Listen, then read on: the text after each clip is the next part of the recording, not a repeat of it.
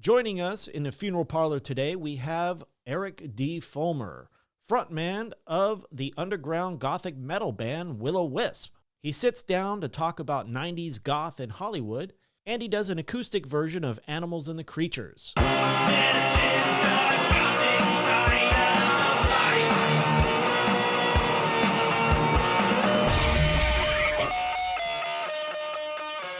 Greetings, future corpses, and welcome to the Gothic side of life, the one day of the week where I actually care about my appearance. Oh wait, you're goth. You're supposed to care every day. Psh, fuck that. Anyway, I'm your funeral guide, Glenn Lee Allen Davis. Now today I had a chance to sit down with frontman Erik Fullmer of Willow Wisp. He'll be performing a song for us and telling us all about goth in the 90s. So sit back in your coffins, relax, and enjoy. So I appreciate you coming on the show. Full disclosure, of course, you are my brother. Yeah. We did play in Willow Wisp together at some point. Yeah, brothers with the same mother, different father. One of the things I want to talk about is, obviously, it's fair to say we both grew up trailer park trash. Is that fair to say? Yeah. And proud. We grew up in a small town called Atwater in California. When I was around 10 years old, you started to play guitar. You've got your first guitar, I think it was from me, if I remember correctly. Yeah, I mean, I met Tony, in high school. Uh-huh. He asked me to join his band. I lied to him and told him I play guitar, and I didn't have a guitar, so ran home and, But I remember that you had just seen Ozzy Osbourne in Fresno at the Bark at the Moon. Yep. And I begged grandma or grandmother for a guitar for my birthday. And of course, when I begged for something, my grandmother usually gave it to me. I was fortunate enough in that. Yep. But right soon after I got the guitar, I believe you tricked me and traded me a Bark at the Moon album because you said it was from the live show. And so you said, hey, give me your guitar and I'll give you this album. It's you got more use out of it. Yeah. And sure enough, I believe, what was it? Within a week, you were already playing Mr. Crowley on the guitar? No, that was a little bit after. So when I first got the guitar, I didn't know what the hell I was doing. I invite Tony over into the bedroom, and I'm playing this. And Tony's like, dude, that's Black Sabbath. I go, yeah, I think you're right. But it's like, later on we learned. That's how it's supposed to be. I'm doing like this. I'm just doing open strings. I don't know what to do as far as the neck goes. So it wasn't until like a little bit after then I met this guy, Rich Camira, who went to high school with. And it was in music class that we were sitting up in the top part of it. I remember the classroom being really big. And the teacher's teaching us green sleeves and everything. But me and Rich were in the back. And I'm still clueless of what to do on guitar. But what he did was he told me to play this. He's from Japan. So I'm going to attempt to do his accent. He'll play this. And so I did. So I played. I didn't play it good, but I played it. And when I did it, he was going like this, which is Mr. Crowley. Yeah. So, and he told me to play that over while he was doing that, and I'm thinking, and I just had an epiphany. I was like, "Whoa, that sounds like music." Yeah. So that's how you do it. And then he went on to tell me that's a pentatonic scale, and that's how you play. If you're gonna play a D minor chord, you're gonna play it in that position, and that's how I kind of learned. I never took guitar lessons because grandma couldn't afford guitar lessons. Yeah. So Jimmy Tucker, our first bass player, best friend and everything. He would go take guitar lessons. He would take bass lessons from Atwater Music, and he would come home and show me his lessons. so I was piggybacking off his lesson. So it was kind of secondhand lessons. it was the early on Napster for guitar lessons. Yeah, right. Download it. Pirating lessons. Yeah. That were the early stages. But, when you obviously growing up in a small town like that, you guys were always on the weird side, following Black Sabbath. You got to remember our heroes. More theatrical bands like Kiss and things like that. It was Wasp and Twisted Sister and Motley Crue. That was what made us we wanted to look like that. I remember when you were taking our first band shot. Yeah. And we had the skull. You were called Black Mass. Black Mass. We got the dry ice. So we're trying to do everything like Blackie Lawless, and then we're doing it. Because you were 15 and I was 10 years old at the 15. time. So yeah. One thing I want to talk about, I think everybody out there kind of struggles with, is identity crisis coming from a small town. Obviously glam was really big at that time, but you guys were kind of taking it a step further by being more theatrical makeup, getting dressed up. Now, how did that affect you guys as far as like being around, Well, we'd go to school. Like Tony would go to school with his sweats on, with chains and makeup, and then I'd follow him. I'd copy everything he did. So, I'd wear makeup to school, and we'd sit in class, and the teacher, we had this one teacher was really cool. She would always just like, oh, you guys look good today, but all the other people were like just totally making fun of us. And a couple of rednecks would try to beat us up after school. Like, they followed us on we were on our bike. I was on my bike, and Tony was walking, and these guys jumped out of their truck and started a fight with us. And that was in Atwater. I remember that guy. I can't remember his name, but I could still see his face. He was such a freaking asshole, man. I mean, he was like the bully of all bullies, and he scuffed us up pretty bad. But we still did what we did. And then you got to remember too, Sweet Poison was the band of high school. In other words, we'd go see their shows at Winton Hall, and that's what also inspired us to really kind of do what we were doing, because like no other band was doing what Sweet Poison was doing at the time. They were like I still call them. They were our local Motley Crue. In other words, that's what I was going to say. They were kind of like Motley Crue.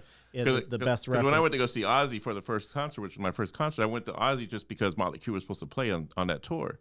Me and Mike Healy, we bought tickets to go see Motley Crue, Shout at the Devil. Yeah. But then Motley Crue canceled. And is that what happened? Yeah, and then what happened was they put Slade on.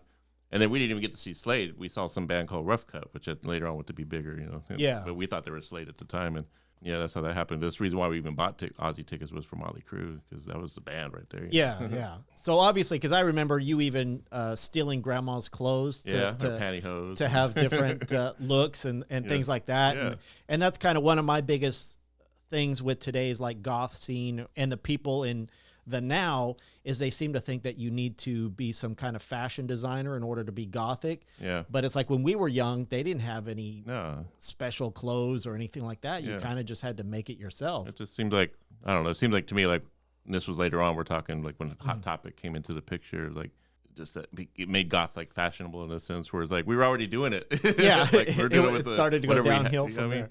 Our look was like, we were basing our look off, like, and okay, the funny thing too is like later on when I get into goth music, I didn't know nothing about goth when I was in high school. Like, even though like bands like, you find out later on that bands like Christian Death, and it was around in '83. That first album came out in '83. Well, '83, I was listening to Hall & Oates and Journey. Yeah. And I'm thinking, how the hell did I miss this? Yeah, because they weren't in our record store, not in some little shithole. Not in LA. So yeah, and I kick myself sometimes for not being able to discover that music earlier, But clearly, you had already established yourself as somebody who wanted to be different, who wanted to stand out from just the normal people in a small, shitty town. When me and Tony first thought of the band, we said, okay, we want to have cool music, because we were tired of seeing bands that had a cool look but shitty music. And then if they had really good music, they looked like crap. Yeah. So we wanted to be a band that looked really cool and had intricate, progressive style of music, and try to mix all kinds of styles all and different everything styles, like that. because we all had different, styles. And so let's fast forward here for a bit. Obviously, you go through many changes in Atwater, you and Tony, and then you get the notion when you're a little bit older to say, okay, we need to get out of this shithole. Yeah. Let's go to Hollywood. Go to Hollywood. And that was around what year was that? So first time we went was '89. Okay. And we had about a couple $100 on us. We packed up the car. We were living at Aaron's house at the time, Aaron, our guitar player at the time. I think George Kaler was with us at that time, the Crazy George. Yeah, I remember him. Yeah, he's a character, man. Got some stories about him. Yeah. But anyway, so we get there, and we're just like, wow, it's Hollywood. We're going in all the record stores. Tony's blowing all of his money on freaking shirts and CDs. I'm blowing some money. Next thing you know, and then we... and you guys are supposed to be living there, right? Yeah, right. Like it's like vacation. Yes. Well, what happened, we go there, and someone tells us to get on welfare, get on general relief, and so we did, and we got the food stamps. And then there's this place called the Hollywood Billiards, which is a legendary rehearsal place for all the bands. So we find that place, and it's in the shithole part of Hollywood, Western and Hollywood Boulevard. I guess Concrete Blonde had practiced there, Pretty Boy Floyd, all these bands. We get there, and there's like all crackheads and stuff walking around, right? We put our equipment in there. So the manager, she was really cool. We didn't have any money, so she let us pay rent with food stamps.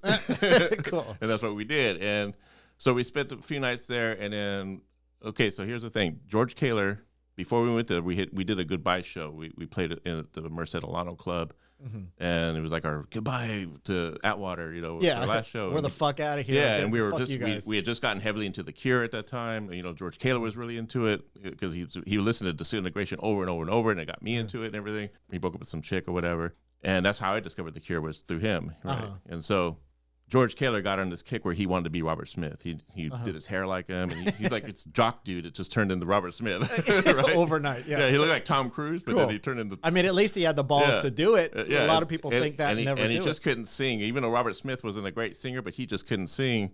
But we still let him do a song with us on that show. We played I forgot what Cure song we did, but it was I think we did Boys Don't Cry, and we George sing it with us. It's a very easy song. Yeah, right. So. And he's up there, he's doing his goth thing, looking all this and that. So I guess, and fast forward, we moved to Hollywood. We're into billiards, and me and Tony were talking about getting a new lead singer. We said, what are we going to do about a lead singer? Because I wasn't going to be the lead singer. Tony didn't want to be the lead singer, even though we were singing already. And then George, I think he heard us say, because I think George had it in his mind that he was going to be our singer. Oh, okay. Because he played with it. Right? Delusions of grandeur. Yeah. So then the next day he wakes up and he says, oh, I got to go back to Outwater. My mom's sick, blah, blah, blah. You guys have to go with me. So, but we'll be back, so we pack up, but we still leave our equipment there, come back to Outwater, and we stay for and then all of a sudden we get here, and then George disappears. We don't know where he's at. So then Grandma gives us that van. Okay. And that's when we went back. And when we went back just in time. We pulled up to the billiards, and we're talking about 3 or 4 months later, right? We pulled up to the billiards, and that chick already had our equipment out on the sidewalk. Like she was going to pocket off and everything because we weren't there to pay rent. Yeah. We showed up just in time. We're like, what the hell? Like, oh, man. Yeah. I'm surprised she didn't just keep it and steal it. Like she had Tony's drum set, like the big Randall app that we had forever.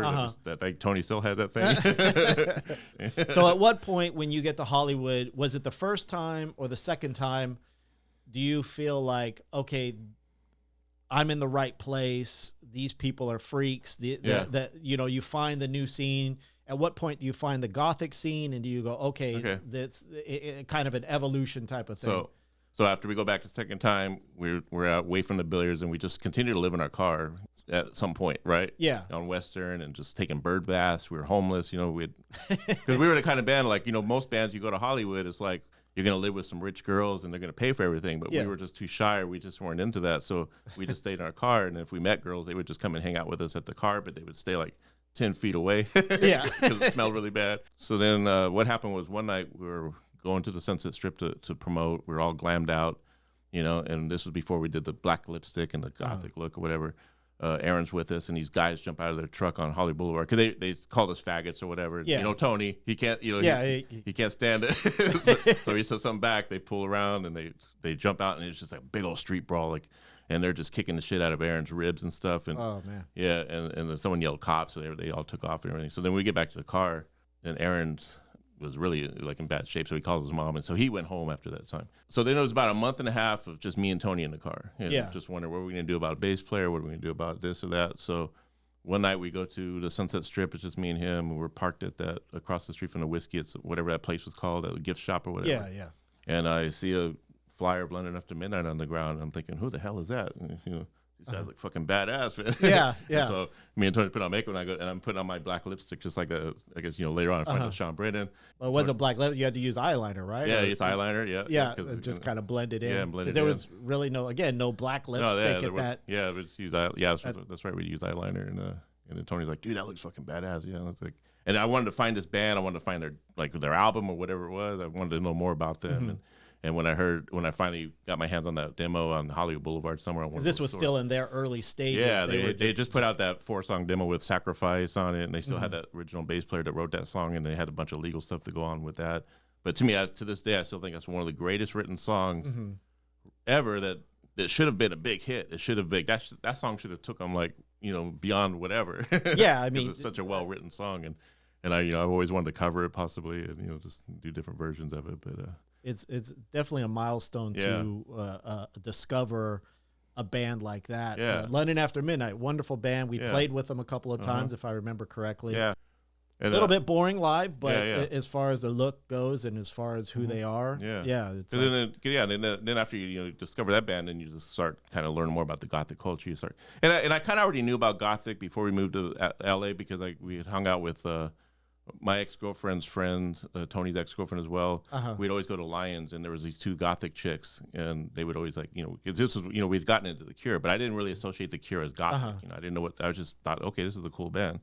They'd always have the black lipstick on and the lace and everything, and the goth scene, and I was still kind of a metalhead, like in the sense of like, oh, that's kind of weird. I don't understand that, like.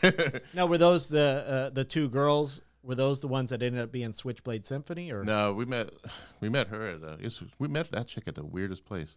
it was one of those thrash festivals. We had played it too at the fairgrounds in Merced. The chick from Switchblade Symphony was in the bleachers, and she just started talking to me and Tony.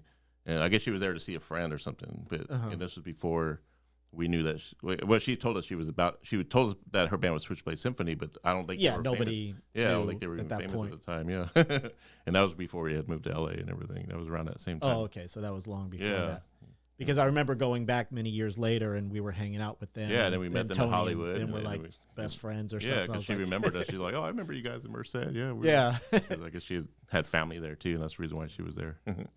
So out of that period between like the Hollywood around, let's say 89 to like 92 is when I came and joined the band. Yeah. Between that time, who then is your biggest influence to kind of turn not only musically but physically, the look and everything else? So I was still heavily into The Cure, and Robert Smith. I was like knew everything about him. Like I felt like I had embodied his spirit for some. Like when I would write a riff or something, I felt like it was. Even though Robert Smith's alive, still felt like he was like, he's in my blood or something. Because I would write these, because it was him that taught me about, like, before you're into Malmsteen and Steve Vai and Joe Satriani and all these like Guitar Hero guys or whatever. Yeah. And the music's great, but it's like there's really not a whole lot of emotion there, well, except for Steve There's no Vai. layers. There's no like substance. So when I first heard The Cure, like when I first Kiss Me, Kiss Me, Kiss Me album, and that song just went on, and it was just one riff that just kept going on, and I can't remember what song. Going on and on and on for about 5 or 10 minutes, but he's just layering all these different melodies and just build it up and it's just like a journey. Yeah, and it taught me like, wow, okay, you don't need to do a lot of technical stuff to write a really powerful, beautiful, and emotional song. And then when obviously Disintegration came out, and it's like I still to this day will say that's like one of the greatest albums of all time ever recorded. Like you could put that album on any time. To me, it was just good music, and it's whether it's dark or gothic. Like you got bands like Cinema Strange and all those bands that came out afterwards, or like what was that one band that we were into? They started with an E, but they had just a bunch of demos, but their music was very goth and just all keyboardy and. But then you listen to Depeche Mode and you listen to a lot of that stuff. And when I was, in the 80s, you think of Depeche Mode as all the preppies like that band. But then later on, you're like, wow, this is gothic. That's what I always. And his voice even kind of reminds me of Sean Brennan's a lot of Lonely After Midnight. I'm kind of wondering, was he maybe influenced by Depeche Mode? And it sounds like he is, definitely. And even I find myself sometimes trying to sing like the Dave Gahan style. Well, that's what I thought was funny. When I was in high school, I think when I was about to graduate and I had already planned to move with you guys to join the band. Yeah. And I was learning music and I was kind of getting into the scene. And I remember this kid, like a soccer player kid, just like a normal sports kid, said, "Oh, check out," because he knew I was into alternative music, I guess is what you would call it at the time. Yeah. And he showed me, "Oh, you want to check out my tape collection?" And I remember he had it hidden. Like he didn't want, like I guess Depeche Mode was, I guess, associated with being gay, I guess, because at that time it was very, maybe the guy was gay too. I don't know. Yeah, so he was a very nice guy, but yeah. but it was weird that he had that section. They were all Depeche Mode tapes, and it was hidden in his sock drawer, like away from all of his other collection. But he showed it to me as if I was gonna, which was cool. And I was like, okay, cool. Yeah. And I don't think I'd even heard of Depeche Mode other than like, what was on MTV. Yeah. I didn't even know they had that many tapes out at the time, and I was like, oh, cool. Then we started listening. Like that one song, like I never liked them when they had that era when they were like, I just can't get enough. I just can't. I didn't really like, but when they got into that more darker kind of just melodic stuff, I can't remember what album. Maybe it was The Violator or whatever it was called, but even gay, like bands that are considered gay, like Erasure, I found myself listening to them and Pet Shop Boys, and I'm thinking, damn, gay people can actually write some damn good melodies, And I started, there was a little bit of time there where I was thinking, maybe I'm gay, maybe I should be gay, Because you can write good music? Yeah, right. I was like, maybe that's what it is. That's my inspiration. But now I hear a bunch of bands from Sweden, and all those guys are really great songwriters or something. Yeah. Melodies and stuff. I'm big on melody. It's got to have even when me and Tony would write a song, and he'd have this little, I want it to be weird, I want it to be like odd and original. I go, yeah, we could do that, but I got to have that little melody in there. I got to put in some kind of little hook or whatever. And that's where sometimes if you hear a lot of our old music, it'll have that fast blast black metal sound, and then it breaks into like a melodic type of melody or something, which is. Yeah, because there was definitely an evolution between, like, let's say 89, 90s, until when you get into the 2000s, it definitely progressed into something more heavy with Willow Wisp. Yeah, that's where because like Tony started getting into like Deicide and Morbid Angel, and I liked it too. But see, me like when I discovered like that stuff of extreme metal was when I in Palmero, we met Paul in high school, and go to his house and see his record collection. He turns me on, like I'm wearing now, Bathory, which is today one of my all-time favorite albums, the first Bathory album, and Celtic Frost, and all these bands from England and I guess Norway too. I guess he had Mayhem's demos at the time, and it to me it was like kind of what I aspired to, and what really made me look up to you guys was the fact that you were trying not just like Kiss or something like that, or trying to look different. You guys were always trying to incorporate different music, whether it was black metal style or Gothic or country. Yeah. When I first, let's go into then 1992, I come into the band and I start playing bass for you guys because I somehow coaxed you into, come on, Glenn. You get a lot of girls. And coaxed me. I was like, shit, it's free rent and I could be in Hollywood. We need a bass player. Because we were going through like bass players like crazy. Yeah, because it was hard to find somebody to kind of match up with that. Because if I remember correctly, people thought that you guys were too heavy. Yeah, I always say we were too heavy for the goths and too gothic for the heavy. Yeah, for and the metal crowd. So we ended up playing with the glam crowd because they were more open-minded to everything. Yeah. They didn't care. They were just like, hey, as long as you want to play and have a good time. Yeah. Well, because I looked at it like this. I said, you know what? Let's just play with whoever. We'll play last if we have to play last. And there's going to be 3 people in the audience, but we'll play to those 3 people will perform the same way we would perform if we were playing to 100 people or 500 people. Because if you impress 3 people, I guarantee 2 of those people are going to tell their friends, and they're going to bring 6 next time, and then the 6 are going to turn into 20. And then it's just building an army. You know? Some people get discouraged and like, I don't want to play, or like they are boring on stage. It's like, no, you got to put on that show, man. You got to. You got to pretend you're singing in your mirror, you know. But you got to put in the effort, to make it work. Even if there's one person there, because that's who you're playing to, that one person. Because I remember when I joined and I started playing with you guys, we didn't really could afford a practice space, so we would practice in the apartment. Tony would play drums on books, and then we would play without the amps because we couldn't, were you with us noises. when we were practicing at the same apartments on Yucca But when the manager let us practice in that little storage area? Underneath inside the basement, that was really cool. Like, didn't we set off, like we took a photo shoot, we set off fireworks and almost set the whole place on fire. Yeah. I remember that. And that was the time, and I still remember this, that's when I discovered, like you were talking about, like other bands I got influenced by in the 90s or 92 or whatever, maybe it was whatever year that you came. Yeah. But it might have been before that, is when London Suede came out. When I saw that, the Animal Nitrate video, and that singer, just the way he sang and his energy and stuff, and like, I wanted to be that guy, So we're at rehearsal, and I wasn't even singing at the time, but I was singing some songs, but I just wasn't singing well. Yeah. But I tried to sing like him, and it just like this power came over me. Like I was like, holy cow! Even though I probably didn't sound as good as him, but that's where I was going with my voice. Yeah, you found your kind of voice and found your way. I'm thinking this is where I'm going to go with my voice. And that's one thing that for me, I always knew, being your little brother, I always knew that you were a good guitar player.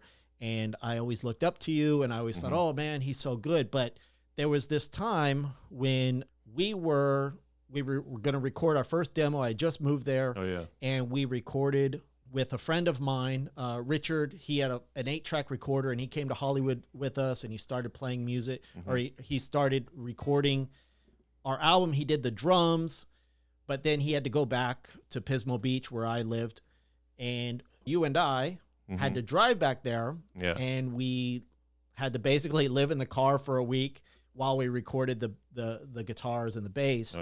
One of my favorite solos from you was on The Morning. Still to this day, it gives me chills, but I remember what really got me is that Richard had a wah pedal there, and you had never used a wah before, and you're like, okay, you know what, let me try doing the solo with the wah. I'll see what happens. And it just blew me away sitting there watching you record it. Let's listen to a little bit of that.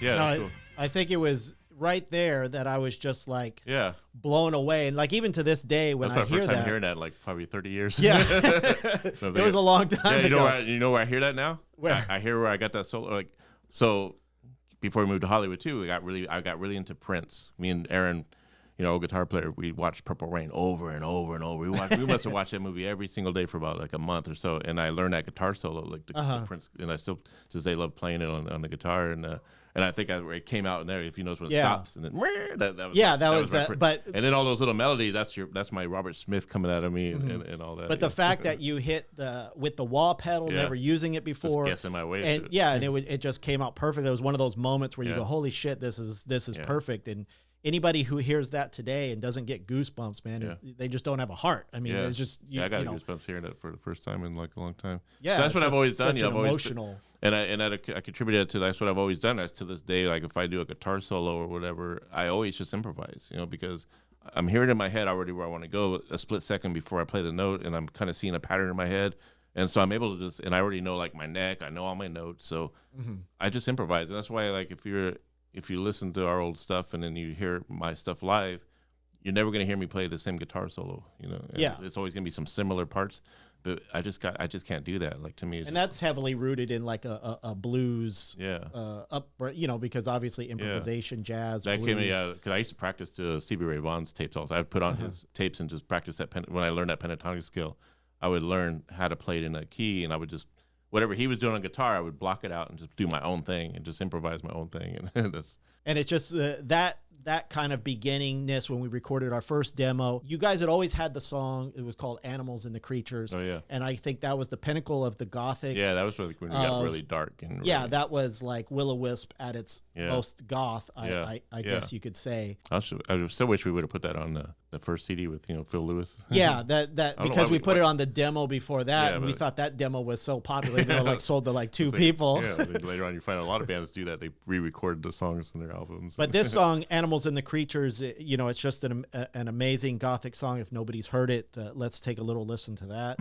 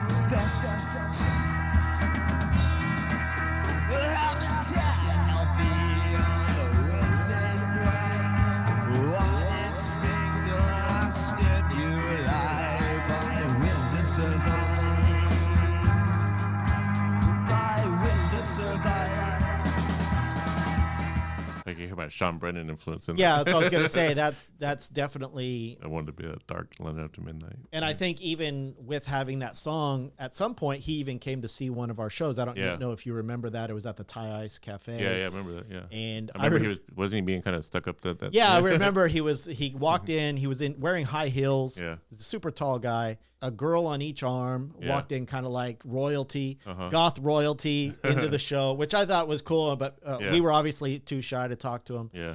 And I went up to him and I said, "Oh, how'd you like the show?" And he's like, "Oh, you guys are really good." And he said, "I came out to see you." And I was thinking in my head, "Yeah, right. You probably just happened to stumble upon us." But when it's funny you say that, because I've known a girl that knew him really well. She said that he's known for lying. Like that's really, that's what I was gonna say. Like right after that, my ego started to go, "Hey, he came to see us," like and then you tell me the girl says, "Oh, he lies all the time. Don't believe him." So I was like, "Oh." Liar. We used to see him all the time at the post office. Yeah, I remember that. We'd smell out packages, and he'd be all good. He'd always have he'd have a metal shirt on or something. Yeah, you would always remind me of that. Hey, there's Sean Brennan. And he'd have like his blonde hair. He looked like a total glam guy without any makeup on. And it's funny because he had a glam band before Lunch at Midnight. It was called something Roses, but I can't remember what they were called. But I mean, obviously everybody had something in that direction, and then whether you decide to go into the darker realm is up to them. And now he's all political. Yeah, I was trying to get him a friend on Facebook, but he's like, it's too many. He got the 5,000 limit. Yeah, I even messaged him. I go, dude, can you just kick somebody off so I can like respond to your posts? We're still not good enough for him. I know, right? After 30 years. No, you're that Willow Wisp dude. Fuck. Yeah, fuck you guys, man. I remember there were a lot of really cool underground goth bands that we used to listen to. We used to get the demos all the time.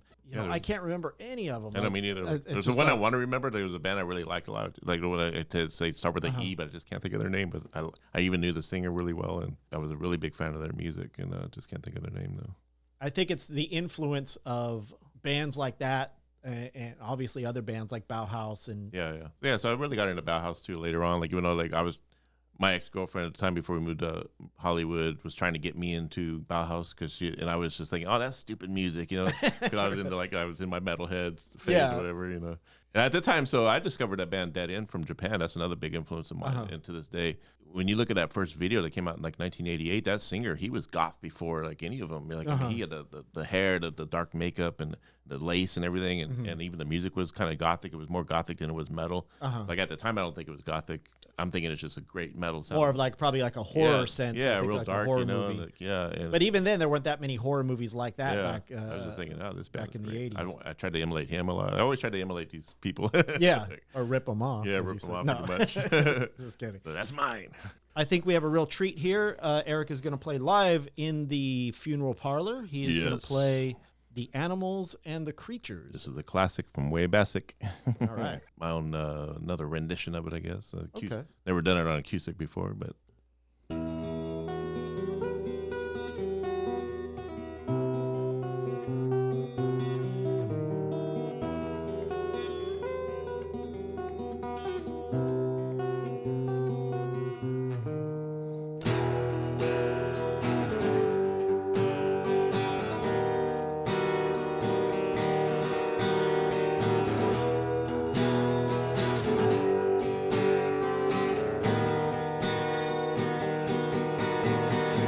Tropical surrounding, what the animals and creatures infest.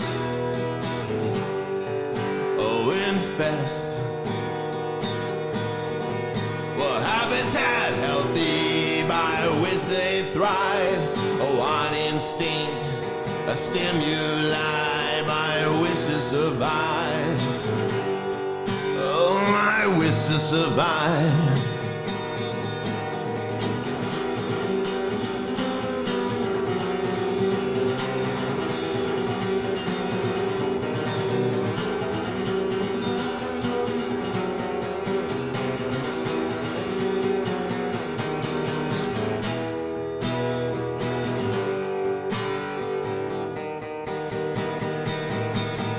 Nourished by symbols of morning carcass and a hopeless portrayal of a ravished struggle, ravished struggle.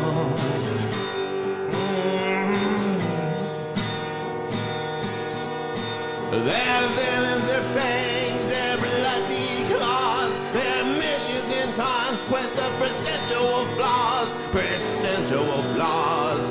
Oh, percentual flaws.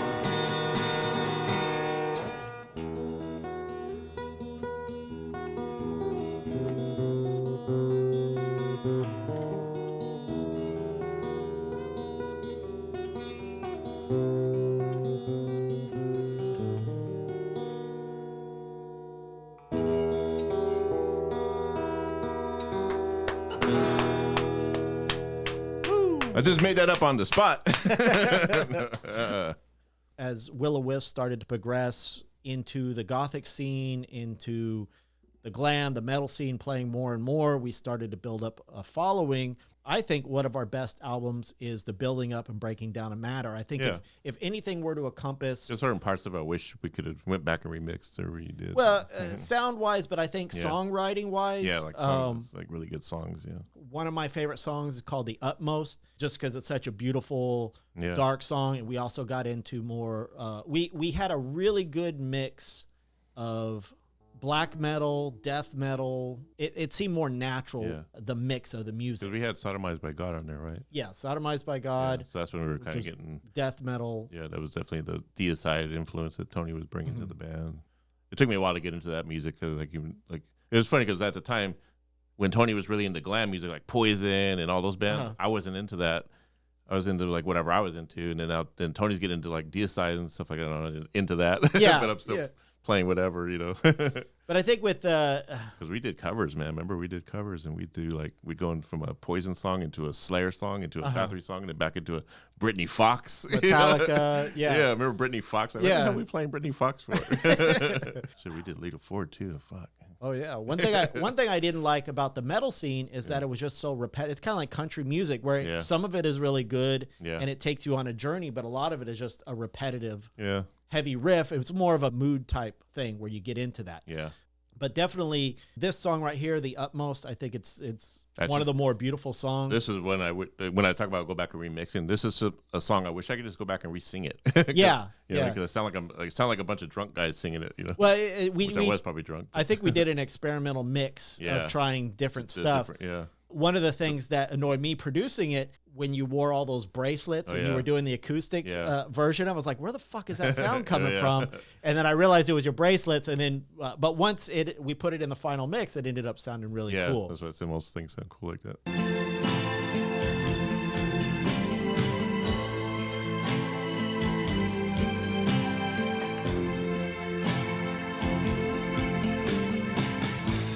As each day culminates, and I think of dying, immersed in sorrow and in passing the beauty of life, I will miss. Never again to exist, and for tomorrow.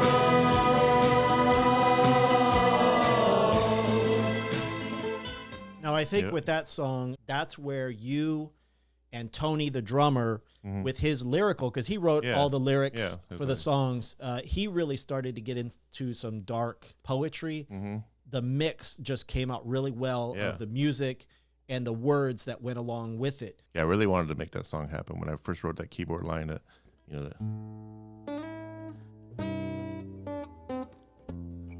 on the guitar, but and it's like this song has to come alive, and it did. I just wish I could have sang it better. But, you work with what you got. I think I sang it good, which is what happened. I think when those other voices are on there, there's one voice that's actually sounding like it's sounding good, but we just made a bad judgment call of keeping all those voices in it. I was high and drunk at the time. You're also at the same time developing this very eclectic stage show. Yeah. Where you personally start doing strange stuff on stage before a lot of people were doing it, other than like maybe, Alice Cooper and things like that, where you would shave your chest on stage. The chest cutting thing did start before that album. So it just, because I remember the first time we ever did it was when we played one of our very first gigs at the Red Light District. It was a night where they had a bunch of different bands in one night, and each band only had 15 minutes to go to play, to do their set. And at that time, it was just me and Tony. It was a two-man band. And Tony had his garbage can thing he's already doing. And then I was like, well, I needed something, an attic. And I had just watched The Wall, Pink Floyd, The Wall. And I was really inspired by the scene where he cut his boobs off. And I was like, that'd be kind of cool to do that on stage, just kind of pay tribute to that scene because it really had an effect on me. And so I did the shaving cream, and I can still see it in my head. I'm just thrashing around and I'm cutting myself, and I'm trying to make it look like I'm cutting my boob off. Yeah, but you really didn't want to cut the nipple off. Yeah, I didn't really want it, but I just wanted to emulate that thing. And then after the whole show's done and everyone's like, it was maybe, I don't forget how many people in the crowd, maybe it was been 20 people. It was definitely a pretty good night. I remember that night because it was all different bands. But Tony's like, dude, you got to do that every time, man. Yeah. That was cool, man. They're like, oh, shit. Because I didn't even tell Tony I was going to be doing that. He didn't know I was going to be doing it. I go, yeah, I'm going to be doing something on stage. I'm not going to tell you about it, And that's what I did. And then he tripped out when he saw it. So that's how it became like a thing. And then, and later on we did the octopus. I was going to say one of the cool things is you were always coming up with these cool ideas. You grabbed an octopus, a dead octopus, obviously, from the supermarket and tied it onto a cross. Yeah. You would tie it onto a cross and basically crucify an octopus. Yeah. And I think one of the best parts is you actually made one of our fans kiss it for a free T-shirt. Yeah. Right? Yeah. At the Coconut Teaser. Yeah. I remember that very, very vividly. I remember we had one fan that, because she kept it in her freezer the whole time, so we called her Squid Girl. Oh, that was cool. Yeah. And then we used to, back as a promotion, we used to take a squid and put it in a jar and send it to radio stations and record companies to try to get them to listen to our demo. Yeah. And they would basically get this jar with a deteriorated squid inside of it. I have a Facebook friend who, years later, she remembered me, and she's like, she worked at Rock City News, and she's like, I was the one that got that octopus in the jar from you guys. And so I remember our whole office was tripping out. I wonder if people actually opened it and probably was like, holy shit, it smells. Right. But then there was something really cool. But that's all Tony. Tony always thought of that. He's like, we got to think of something when we send packages away. We got to be outrageous as crazy. You're just going to get us not signed. Yeah, you're just going to piss people off. Some executive to get shit all over them. Yeah. A razor blade to cut their hand and stuff. But then something really cool that you did was during Halloween time, and you took this huge pumpkin, you hollowed it out, you cut the bottom out and put it on your head. And then you put the top. I lined it with plastic, I remember. I was trying to think in my head. I'm not an engineer, but I engineered something really cool at that time. Yeah. And then you put worms all in the top of it. And then you put the top back on. And then while you were wearing it, you took it off on stage and you pulled the worms out and then threw it into the audience. Yeah. And everybody in the front row was really tripping that was inspired by the Sandman, really into the Sandman comics. And the one character, I forgot, he's the groundskeeper guy with the pumpkin head. Yeah. I can't remember his name, but that stage antic was inspired by that. And that's another thing too, is what influences kind of the Gothic community and things like that is the imagery of the crow, Sandman. When the crow came out, that's what really inspired me. I was like, whoa, it kind of made a statement with the music. So that way, I think people don't understand today is they kind of think goth is more of a fashion sense rather than it actually started with music. And then it just developed into the fashion. Because even the crow, if you look at the story of the crow, what's his name, Erik, whatever. Yeah. He wasn't trying to be gothic. That was just his band that he had, and that was just that was just the imagery. J.L. Bard, the guy that wrote the crow, and I mean, he's far from a gothic dude. I mean, it just but obviously that's associated with being death and it's like punk. A lot of people think punk's about the clothes that you wear or the music. No, it's about the attitude. It's about the attitude that you have. And that's the thing with goth. It's about your attitude and who you are on the inside. It has nothing to do with what you look like. I mean, because there's just something peaceful about walking through a cemetery and admiring death and appreciating your own life through that death, which is one of the things that really brought Tony one of his best lyrical songs, which is Within the Solitude of Cemetery Soil. And the next clip I'm going to play, I mean, if you listen to the lyrics on this thing. Yeah, it's one of my favorite songs too. It's just I think he wrote the music for that even, but I did mostly the arrangements and came up with the melody and stuff. So I remember, There's no other way to describe walking through a graveyard than listening to this song. Yeah.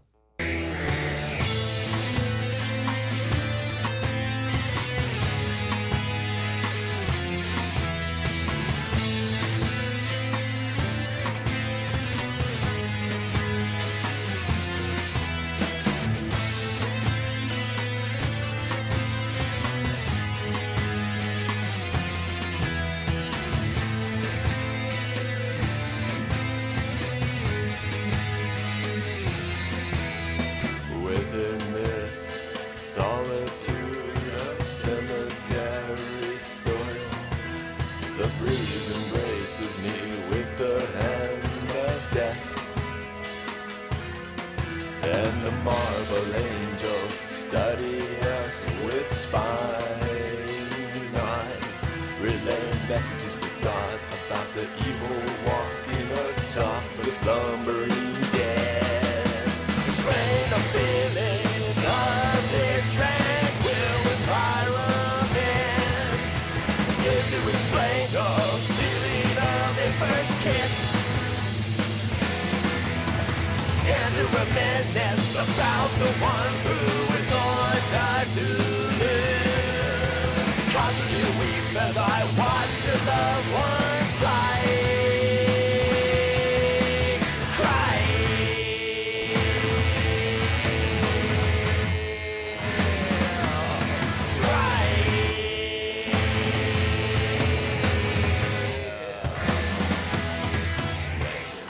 Yeah. So even like right there, I want to sing along with that, but I didn't want to ruin it. Now that I think about that song right there, and I still contribute to this day, is that's the song that really made me want to be the vocalist. That was where I found my voice to be like the kind of vocalist I wanted to be, like, you know, and have us. Because even though a lot of people would compare, like, oh, you sound like Peter Murphy. It's like, well, yeah, but I love Peter Murphy, and of course it's going to come out of there. But to be able to like get that in the studio and like. Yeah, you know.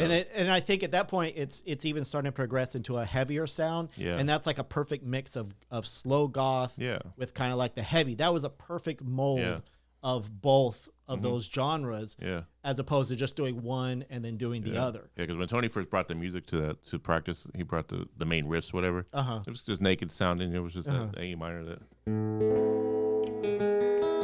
You know, and then I put that little melody on it, you know, and then be able to put that vocal melody on it.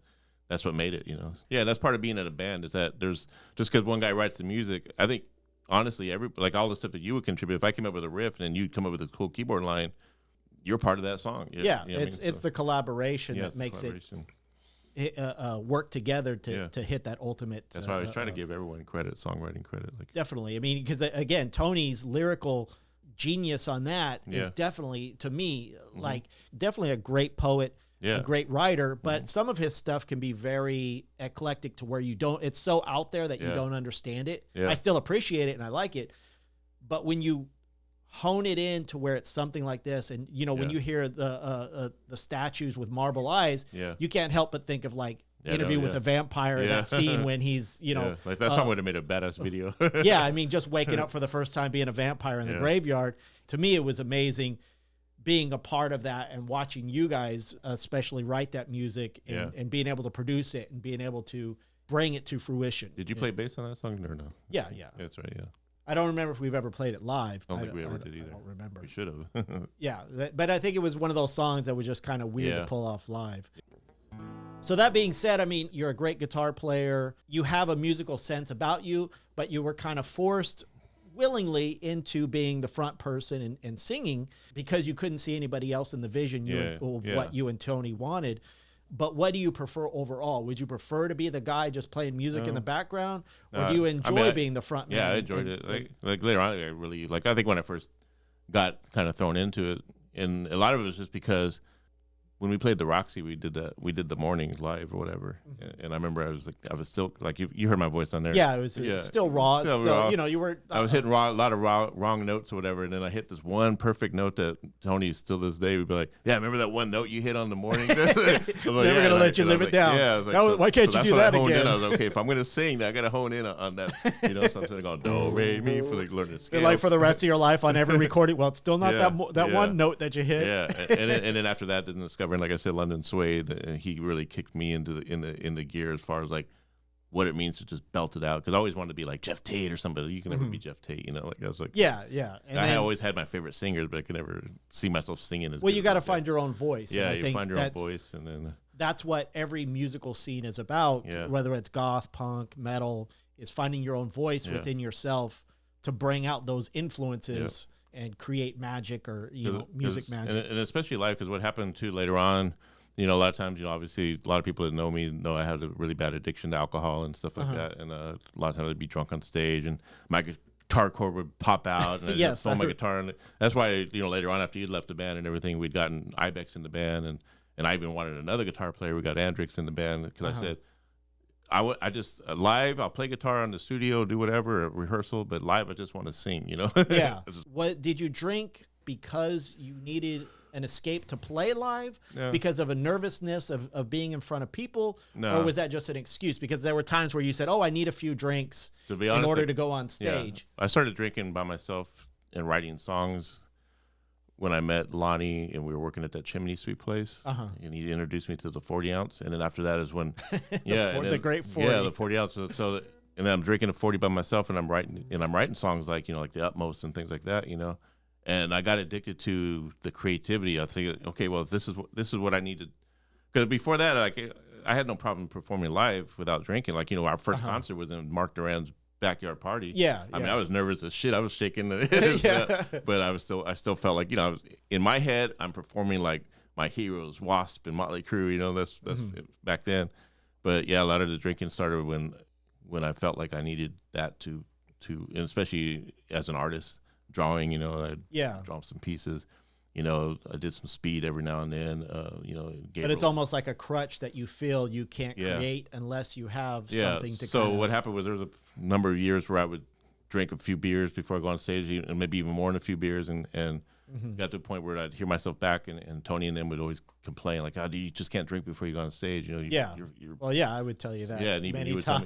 tell me, and you as well. And then like when I stopped doing that, then I felt really better. I felt good, and obviously better because I could perform better without it. Well, let's say now you've been. But I always sober use the excuse that I needed the beer to be able to cut myself. Oh yeah, that's what it was. Yeah, I remember that because it thins my blood out. Yeah, so it looks like I'm cutting myself really hard, but I'm really just doing little jabs, and because my. But then I would think because you would do it right before you went on stage, and I'd be thinking, wait a minute, if a beer takes at least 20 minutes to get through your system, at least, to make your blood thin, I was like, that's bullshit. Yeah, as an addict, you do because especially.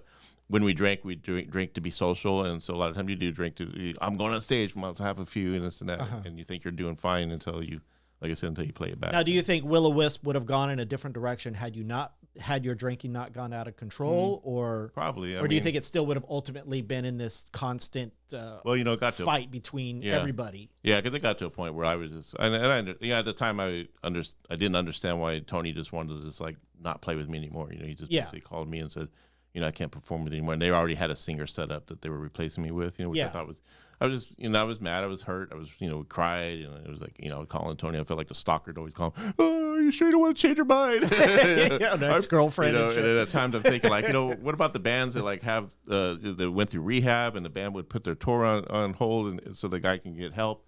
And I always think like, why couldn't Tony do that for me? Why couldn't he just help me? Like, get me in the rehab or something.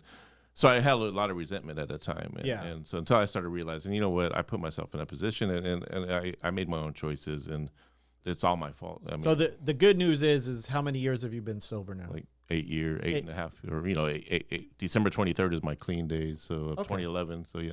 Okay. Over 8 years. So good news, people, don't worry. He's not drunk now. I just sound like it. When you drink as Y'all much as I shut drink, your motherfucker, I'm going to kick your ass. Yeah.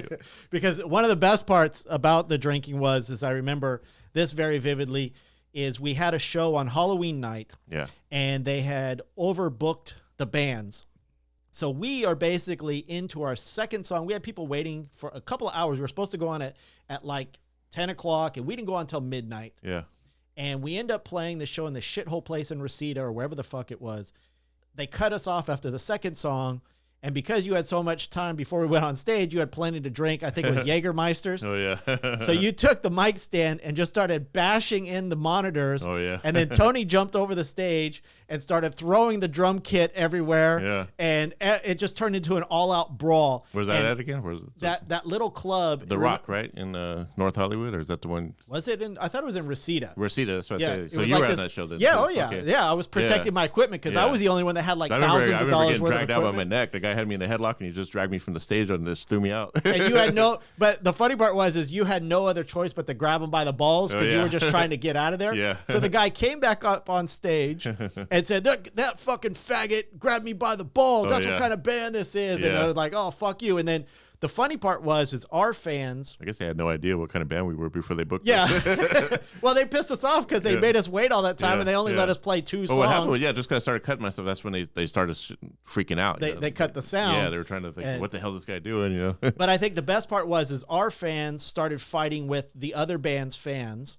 Yeah. And there was an outlet brawl, and then one of the girls and one of our girlfriends started spraying pepper spray. Yeah. And so everybody started choking on pepper spray. Tony smashing into everything. The bodyguards are like beating the shit out of us, trying to get. And I'm just trying to protect my equipment because I'm like, I got like $2,000 worth of equipment, man. I don't want. I can't afford to have all this stuff destroyed. Yeah, that place was called The Rock. I remember Yeah. that. Oh, was it? Yeah. But, That's what Jägermeister will get you. Yeah. Many shots of Jäger. Else, yeah.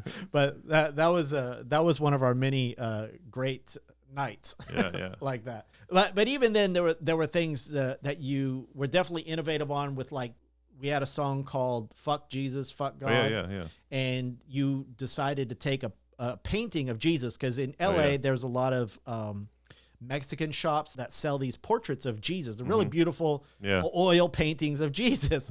So you took that, put blood packets on the back of it, and then during that song, you would stab out Jesus's eyes, and then blood would just squirt. It's weird how I always come up with how to do all that stuff. I'm thinking like with the worms and the pumpkin head, like. But you can't change the strings on your guitar. I can't change the strings on my guitar. It's weird. But hey, you got, it's a give and take situation. I should make like a how-to book, make stage antics or whatever. But that was like the greatest thing, because while we were yelling "Fuck Jesus, fuck God," you were stabbing Jesus's eyes out, and blood was squirting out all over the audience. I think it just happened one night. I think I remember like we were doing it. I think we were doing it during Your Children Shall Take Me as Lord. And I think we did the breakdown, and then like we were gonna do the Jesus thing anyway, but I think I just somehow in my head tried to get the crowd and say "fuck Jesus, fuck God," like it wasn't even planned out. I just remember it just kind of happening, and then it just became a thing after that. But and it just kind of morphed into that. But at that point, we were into our last album as the original Willow Wisp, as you would call it. Me, you, Tony, and Raven, the guitar player.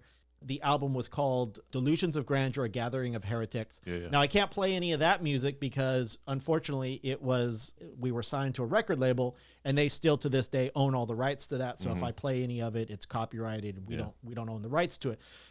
During that time, I think it was no longer, there were still some goth elements, but it was no longer that essence of what we had when it was building up and breaking down on Matter. There wasn't that slow goth. It was more of either gloom, dreary, or it had to be heavy. Because we were changing. Well, the fact that we were on a black metal label probably didn't help. It kind of influenced our that's how desperate we would take whatever label wants to sign us. I mean, we got paid, so we can't complain. It could have been a gay erasure type of label, and we would have signed with But the point is that obviously the direction of the band kind of went away from that. If you listen to I haven't heard it in a long time, but I was listening to some of the songs on there, like Bastard, when I gave that riff to Raven to write a song about his dad or something like that. But you listen, it's got some really good gothic elements to it, Oh, so the Bastard song was actually your music? Yeah. I always thought it was him, because I thought he always boasted that he wrote that song. I gave them. Okay. Pretty much let him say, you could have all the. I wrote the main riff basically. That line or whatever, and then I couldn't find nothing to do with it. It was one of those riffs I had for years. I just couldn't find anything to do with it. And in Raven, we were just jamming one night, and he had some lyrics and he was singing with it. Just kind of worked together. Yeah, and I said, you can have this. But I do remember from that album, one of the greatest songs was Another Ice Age. Is that what it was called? So that one, I'm really proud of that song, because I wrote everything on that thing. That's what I was going to say. So the most amazing thing to me on that was that we had space left for one more song. And this was like, we were already recording. We had like 2 weeks of really. We had 2, and you wrote basically a 10-minute fucking opus. Within a couple of weeks, had Tony put down the drums separately, but then you did the bass, you did the keyboards, you did the guitars, all the guitars, the melodies, some of the vocals. Well, Tony just did the growly vocals, and I did all the the more gothic, and which it was always like it's kind of a back and forth of all of our songs. They always do that anyway, but just to me, to have that song and the way it is it's more of like an epic journey. To have that put together in such a short amount of time, because I'd never heard you play it before. It wasn't anything that we had practiced. Never practiced it. And you just kind of threw that together. And to me, it was very amazing. That's one of my proud songs, because I could hear it and I could think of the Ice Age, especially Tony's lyrics. That's another one of Tony's lyrics where it takes you can actually visualize what you're singing and stuff. We're past this situation. You're in your elder years. What a lot of people probably don't know, who know that you're a great musician, is that you're a great artist too. You do draw a lot. You've always drawn since we were kids. Yeah. Although lately I haven't drawn in a while, but still, I mean, you've put out comic books. Yeah. What was the comic book that you put out? Until We Sleep. Me and some guys did a little kind of put together a little publishing company. Because that was one of my goals. When I got sober, it was like, I'm in recovery in the outpatient place, and they tell you to write your five-year goal or whatever. So my goals was to have my girlfriend moved up from Canada. Eventually she did in 2015, and then my other goal was to put out a comic book, self-publish it somehow, and I did that with those guys, and so so I've kind just of one of those accomplishments that you like had. So that's one of the things, obviously, from getting sober and kind of getting your life together, is you can kind of reflect on the things that you've done in the past, regrets that you made, or mistakes that you made, and try to make them right. Even now, you're still working on new music. Yeah. You have a podcast yourself. What is that podcast the Erik Dee Fullmer Podcast Show. Okay. But so you have your own podcast now. Yeah, 9.1 episodes in. Which is really cool. So anybody out there, definitely check out the Erik Dee Fullmer Podcast. Yeah. I'll be doing episode 10 in the next couple of weeks. Now that you're sober, you've been sober for a while now, you're actually a drug and alcohol counselor, because that seems like the next best thing to do to help people out. Part of your recovery will be like you give them back. And I felt like I started getting into that. Like I had friends that were struggling. I would give them some advice. And someone said, oh, maybe that's your calling, And I think I told you about it, that I was thinking about to start my own thing or whatever. And you said, well, maybe you should go to school about it because you don't want to do it without being licensed or being certified, because then you could say something wrong. And I just wanted an excuse to fire you from my company. So and it worked out that we're like, he'd say, hey, why don't I just lay you off, and then you could collect unemployment. Because at that time I was getting my garnish paid, my wages garnished, which. So obviously now in your as I've been called, and I think they'd probably call you this too, is an elder goth. I think the term is that they use for me. So in our elder goth, is that what I am? Cool. Sessions, I think it's a kind of a cool term. I still call myself a metalhead. Yeah, metal goth head. I don't know. Elder goth, elder metal. I don't know what the hell. But now with you being a drug and alcohol counselor, an artist, and you're actually writing. You've always been writing music. Yeah, but now you're working on a new album. Yeah, like I've been sitting in the works forever. A lot of it's just being held back just from logistics and the technology to be able to record it. Okay. I've been using some minor software here and there, but I'll play a song from that. And the album will be called Blood Music. And the reason why I call it Blood Music is because music will always be my blood, and the music that comes out now is just part of my blood. Like it's just, when people say like, "Oh, are you still playing?" It's like, yeah, I'm probably gonna be playing until I die, because it's in my blood. It's part of me. It's who you are. Yeah. And so this is called. I really like this song. It's called "I Will Find You." Yeah. And this to me is more of like a cool beat with a goth influence. It's definitely dark. It's definitely influenced by London Suede. I always like, I gotta have a London Suede sounding song. And their last album they just put out was very inspiring to me, and this kind of came out of that, Okay. So that's definitely got like a really cool. And the lyrics, like I'm not a lyricist, those words just kind of came to me. I was like, well, this is kind of like about a stalker who's stalking a chick or something, ends up killing her, and like I never met you. And which is weird because it sounds more like a love, it's like a dark love song. It's a dark love song, which is another inspiration of mine is Lizzie Borden.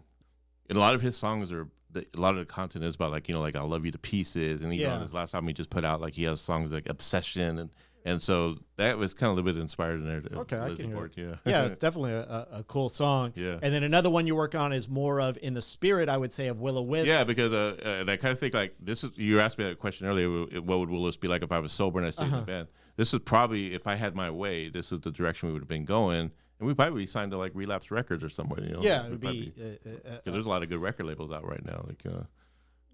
I wish they would find the cool bands though, because I don't really hear any cool bands. But I hear a lot of good stuff. But then again, it's hard for me. I think when you get to a certain age, you kind of turn off new music. Well, I was like that for a while until I started. When you go on YouTube and just find something with a cool name and a cool album cover and just click on it. Okay, that's how I've been discovering there's a lot of new music, and that's how Miracle, like she's one of my big influences now. Like I love that the music she does, and she got. What I relate to her, in relation to her, is like, when we got all that crap from all the black metal crowd, death threats and stuff like that. Yeah, she got the same thing because she was in a pop band before. And she's always loved black metal. She was a King Diamond fanatic. She's from the same place that King Diamond's from. And so she put her hand in the black metal world, and then she got tons of death metal or death threats and all kinds of. Why are those people so open-minded but so closed-minded at the same time? Purists, man. It's just a weird, fucking purist, weird man. fucking thing. So this is Apostles' Creed. Yeah, lyrics by Paul Merrill, which is my brother from another mother, which is like we're back from the in same, the day. Yeah, and we're still to this day. Really great best of friends, Did you go to high school? Did he go to high school? That's how we met. Okay, that's what I was going to say. He was we thought was the angry little girl from Thailand, but we find out it's a guy, and then he takes us to his house, and he's got this massive record collection, and that's what turned us on to I always thought he came after high school. No, for some reason, because I didn't meet him until after. Yeah, until after. I'd come back to. It was my senior years when we met him, and he took us to his house, and that's when me and Tony, because the heaviest thing that me and Tony had heard at that time was Slayer, Hell Awaits, and we thought that was evil. Yeah. Then we go meet this little Paul guy, man, and he's playing Celtic Frost and Bathory, and all these bands are just like totally evil as fuck. It was just like holy. And it was just like holy. That's a whole new door. Next thing you know, we're all trading each other's records, and like baseball cards and shit. Jude and Paul. All right, so let's hear this.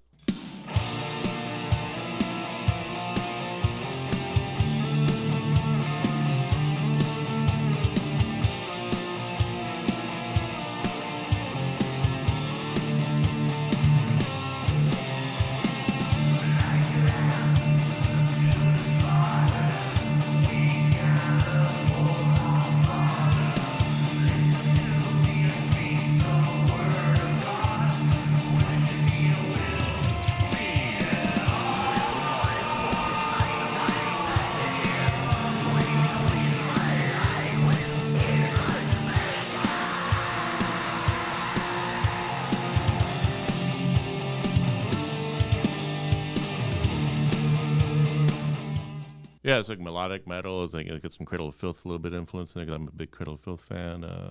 Now, in the later years, you started to develop more of like a black metal growling vocal. Whereas Tony had always done the growling vocals. It was hard for me at first because I didn't know how to do it really well until I started doing it live, and then I got better at it. But was there a preference, like as far as him versus you, because that now that you could control it, you can kind of control the melody more? I always feel there's two different types of black metal or death metal vocal. There's death metal, there's black metal, and then I guess there's a bunch of different names. They all come with subgenres, whatever. So Tony would always do the really low type, like Cannibal Corpse style, and I can never do that really low stuff for some reason. So I always did the really high stuff, like what you heard in that, which is more like what Danny Filth does, and Danny Filth does everything. Like he could do all those different voices, whatever. But I tend to target more into that higher black metal voice. Because my most important voice is my clean voice, and I feel, and I've always felt like, because Tony would be like, no, I want you to be able to sing the low too. That was his excuse for getting that new singer, because he could sing that style or whatever. Yeah. Because he was, quote, tired of singing and playing drums at the same time. Bullshit. He loved playing. He loved the attention, man. Doing it now, But that was like, and I said, like, dude, I'm doing all these different voices as it is. I don't want to screw up my voice, because it's a strain if you're not fluent in that type of singing. I take my voice serious. Like I'm not a black metal singer or a death metal singer who's not gonna. I got to sing clean vocals, and I'm trying to achieve better vocals as I'm trying to progress. In other words, like, and it took me years to try to sing on key, and now I could sing on key. I got to find another way to progress. But that's actually a good thing to hear, that after all these years, how long has it been? 30, 40 years since you've been doing this, since you started at 15 years old, that you're still finding a way to progress and be something more and strive towards something. Which to me is amazing. And a lot of it's just to have fun with it, because I'm not looking to be the rock star anymore. I think we're all rock stars no matter what. But anybody can be a rock star. You can feel like a rock star, but the tricky part is convincing the rest of the world that you're a rock star. Well, I think when you're younger, you kind of you see everybody else, and you kind of want to be famous. I'm gonna get whatever's in my system out. And with today's social media and ways of getting stuff out, put it out there, and if people like it, people like it. If they don't, in case anyone was wondering as well too, Erik is also the one that helped me write the music for the intro song to the Gothic Side of Life. I bet you forgot about that. You must have been drunk, motherfucker. I must have been drunk. I don't remember how it goes. I could hear it, but I don't remember how I played it. What? You don't know how it goes, man? I know how it goes. Yeah. That was very Christian Death inspired too. That's that bass line. That's kind of what we were going for. With the drum beat and stuff like that. So That's the thing about music, man. You just pull from all your influences. It doesn't mean you're copying them or ripping them off. You're just pulling that stuff out, just like and you're making it your own. And 'cause that's all you can do with music. I mean, you could, like I said, you could be crazy and try to get a bunch of weirdness and stuff, but then you're not going to attract any. Like you're not gonna, it's not gonna be catchy. I just gotta have catchy music. Whether it's dark or whether it's intricate, I gotta hear something that's catchy. Yeah. I want it to stick in my head. I don't want it to like disappear. You know. Well, I definitely encourage anybody listening, if you have a chance to check out his new music, look him up. But what's the best way to get a hold of you? Facebook, man. Facebook. Okay, so just pretty much live on there. Erik Dee Fullmer. Yeah, go to the Erik Dee Fullmer, the official Erik Dee Fullmer podcast show. That's my page. Well, I hope people enjoyed it today, and I think you pretty much said it all. Yeah. Well, definitely it's been a pleasure having you here on the Gothic Side of Life. Email us, let us know what you think.